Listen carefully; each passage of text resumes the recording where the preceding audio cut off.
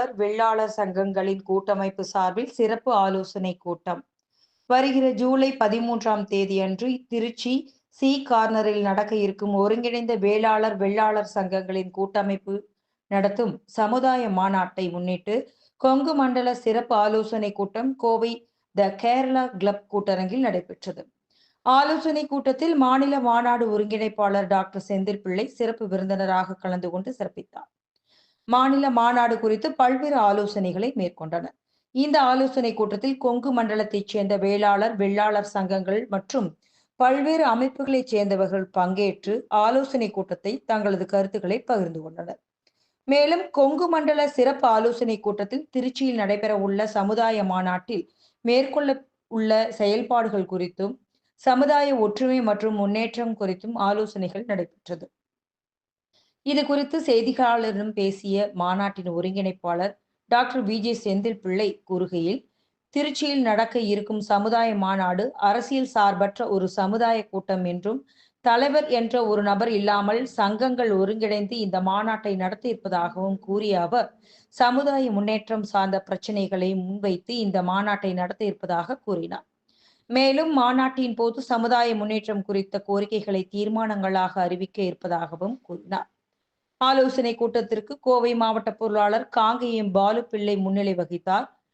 கலந்து கொண்ட அனைவரையும் கோவை திருமூர்த்தி பிள்ளை வரவேற்று பேசினார். இந்நிகழ்வில் குன்னூர் சண்முக சுந்தரம் பிள்ளை, பழனி PN சுந்தரம் பிள்ளை, குன்னூர் பாலசுப்பிரமணியம் பிள்ளை, டைமண்ட் பாலு பிள்ளை, மாணிக்கம் பிள்ளை, மாநில பொருளாளர் மாணிக்கம் பிள்ளை, வடக்கு மாவட்டம் தேவர் ராஜேந்திரன் பிள்ளை, மேட்டுப்பாளையம் தலைவர் பரந்தாம சோழன், நேரு நகர் நந்து, கோவை, நீலகிரி, திருப்பூர், ஈரோடு உள்ளிட்ட பல்வேறு மாவட்டங்களைச் சேர்ந்த நிர்வாகிகள், பொறுப்பாளர்கள் உட்பட பலர் கலந்து கொண்டனர்.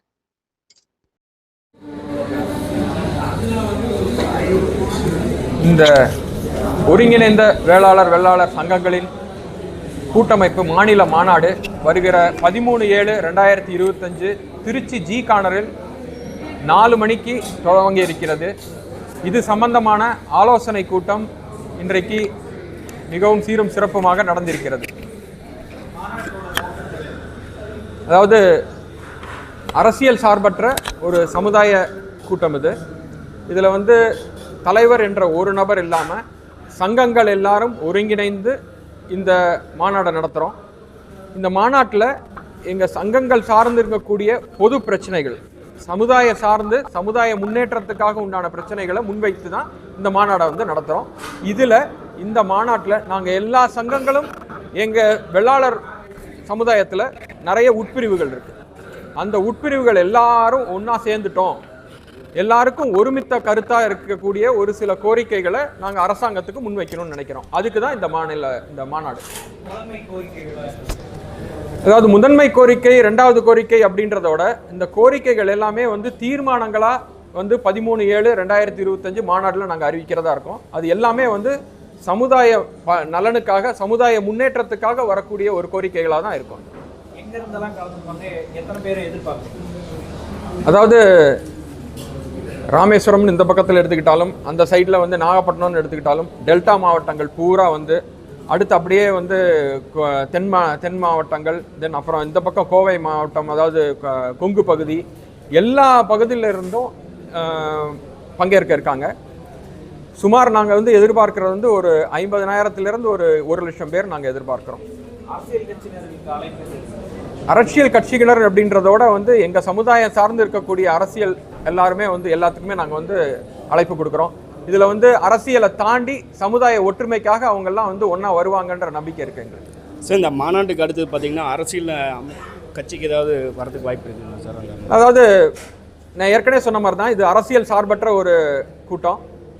இருந்தாலும் எங்களோட ஒற்றுமையை பார்த்து எந்த அரசியல் அமைப்பு எங்களுக்கு எங்களுக்கு சப்போர்ட் பண்ணுறாங்க, எங்கள் கோரிக்கைகளை யார் எங்களுக்கு நிறைவேற்றுறாங்களோ அவங்களுக்கு எங்களோட சப்போர்ட் உண்டு. அந்த மாதிரி தான் எங்களோட பயணம் இருக்கும்.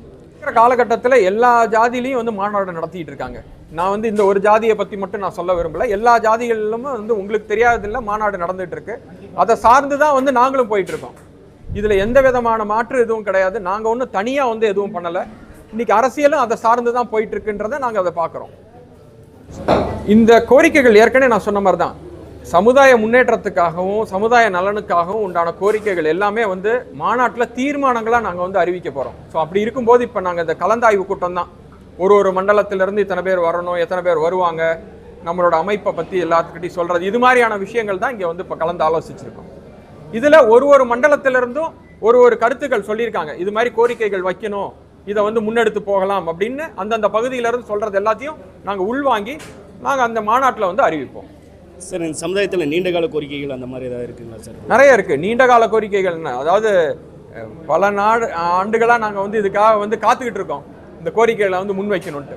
எந்த கோரிக்கை சார்? ஏதோ 1-2 இல்லை, எந்த கோரிக்கையும் இங்கே வந்து எங்களோட குழு வந்து முடிவெடுத்திருக்கிறது என்னன்னா, ஏன்னா ஒரு மண்டலத்துக்கு போகும்போது அந்தந்த பகுதிகளில் வந்து அங்கங்கே ப்ரெஸ் மீட் கொடுத்துக்கிட்டு இருக்கோம். இந்த இடத்துல வந்து நாங்கள் எங்களோட கோரிக்கைகளை வந்து நாங்கள் சொல்ல விரும்பலை, அந்த மாநாட்டில் தான் சொல்லணும் அப்படின்ற ஒரே ஒரு கட்டமைப்போடு இருக்கோம்.